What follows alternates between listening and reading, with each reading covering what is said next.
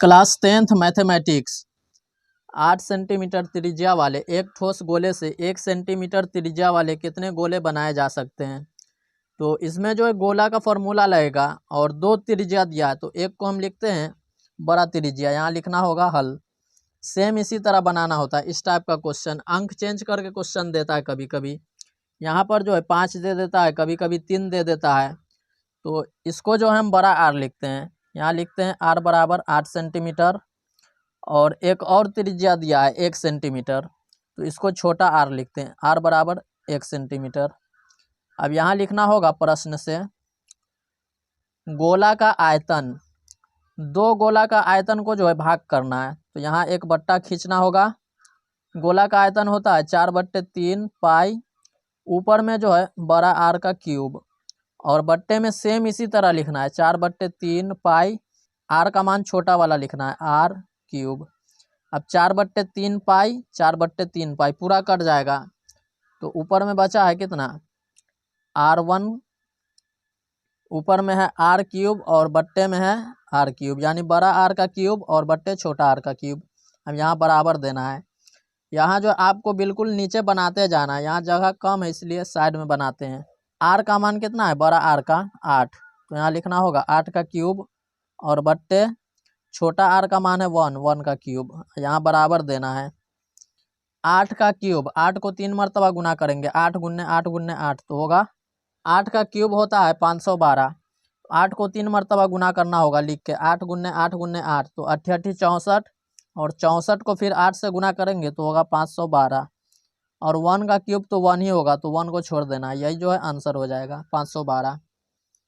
यहाँ पे जो है अंक चेंज कर देता है कभी कभी, यहाँ पे 3 देता है 5 देता है तो सेम इसी तरह बनाना होगा। और ऑब्जेक्टिव में भी आता है, ये जो सब्जेक्टिव में पूछा गया था सेंटअप एग्जाम के परीक्षा में।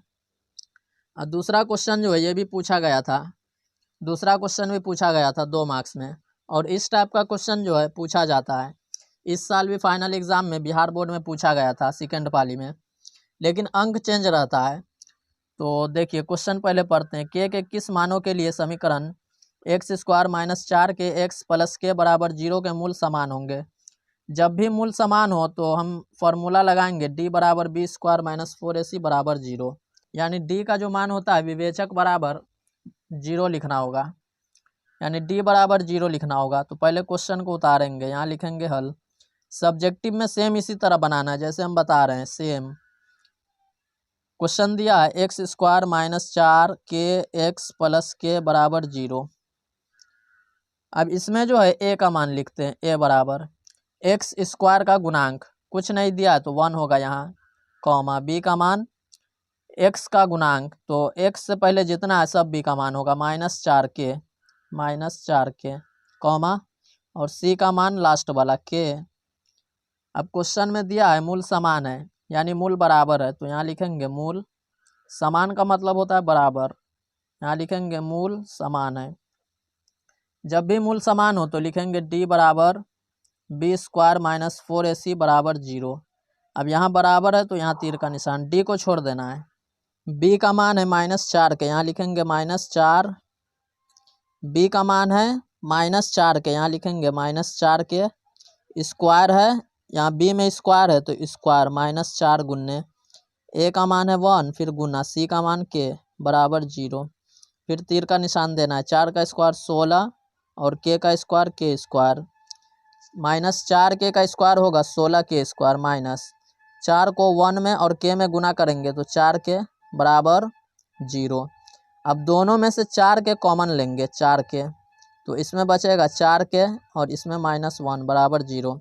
गुना करने पे 16 आना भी चाहिए, तो 4 चौका 16 k से k² और यहाँ देखिए 4k तो निकल गया, कुछ नहीं बचा तो 1 लिखना है। और 4k गुना में है तो भाग में आएगा तो 0 ही हो जाएगा, क्योंकि यहाँ 0 है तो इसको छोड़ देते हैं। तो हमारा जो ब्रैकेट में बचा है 4k - 1 बराबर 0, तो k बराबर कितना होगा, इसलिए k बराबर होगा 1 जो है माइनस में तो +1 बराबर के उधर जाएगा तो, और 4 जो है गुना में तो भाग में, यही जो आंसर हो जाएगा। तीसरा क्वेश्चन है, यदि tan a बराबर 3/4 हो तो sin a into cos a का मान ज्ञात करें। यहाँ लिखेंगे हल। tan a बराबर, यहाँ उतारना है, tan a बराबर कितना दिया है 3/4, तो tan का फॉर्मूला होता है लंब बट्टे आधार, तो यहाँ लिखेंगे लंब। लंब है 3 और आधार कितना है, आधार है 4, तो इसमें कर्ण गायब है। लंब कर्ण आधार इसमें 3 ही होता है, लंब कर्ण आधार 2 दिया रहता है, 1 गायब रहता है, और तीनों का फॉर्मूला भी याद होना चाहिए।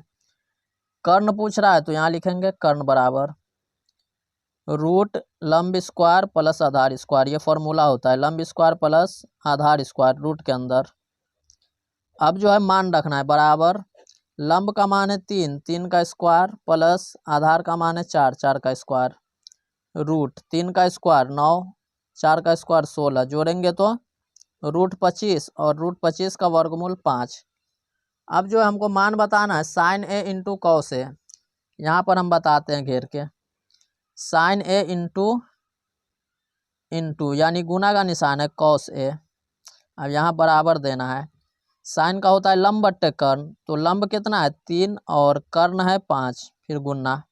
कॉस का आधार बट्टे कर्ण, आधार है 4 और कर्ण कितना है 5। अब गुना कर दीजिए, आंसर आ जाएगा 4 तिहाई 12 और 5 को 5 से गुना करेंगे 25, 12/25 इज द राइट आंसर। चौथा क्वेश्चन है, बिंदुओं 6,8 और 2,4 को मिलाने वाले रेखाखंड के मध्य बिंदु का नियामक ज्ञात करें। ऑब्जेक्टिव में भी आता है और सब्जेक्टिव में भी, तो सब्जेक्टिव के हिसाब से हम बताते हैं कैसे बनाएंगे।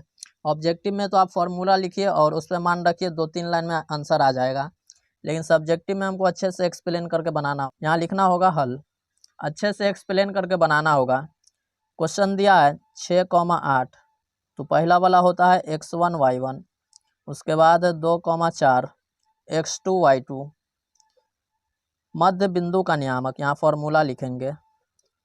ऑब्जेक्टिव में इतना मतलब लंबा नहीं बनाना है, इसका जो फॉर्मूला होता है वो लिख लीजिए और उस पर मान रख लीजिए x1 y1 और आंसर आ जाएगा। और सबसे आसान ट्रिक है, पहला को पहला में जोड़ के 2 से भाग और दूसरा को दूसरा में जोड़ के 2 से भाग, आंसर आ जाएगा। 6 और 2 8 और 8 में 2 से भाग करेंगे 4, उसके बाद 8 में 4 जोड़ेंगे 12 और 12 में 2 से भाग करेंगे 6। ये जो है ट्रिक है, ऑब्जेक्टिव में जो है इस तरह करके हम आंसर निकालते हैं इस क्वेश्चन का। और इसमें अंक चेंज रहता है, जरूरी नहीं है कि यही क्वेश्चन रहे, यहाँ पे जो है अंक चेंज भी हो जाता है।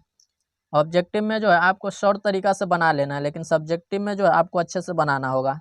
अब यहाँ लिखेंगे मध्य बिंदु का नियामक, मध्य बिंदु का नियामक, इतना जो है आपको ऑब्जेक्टिव में नहीं बनाना अच्छे से।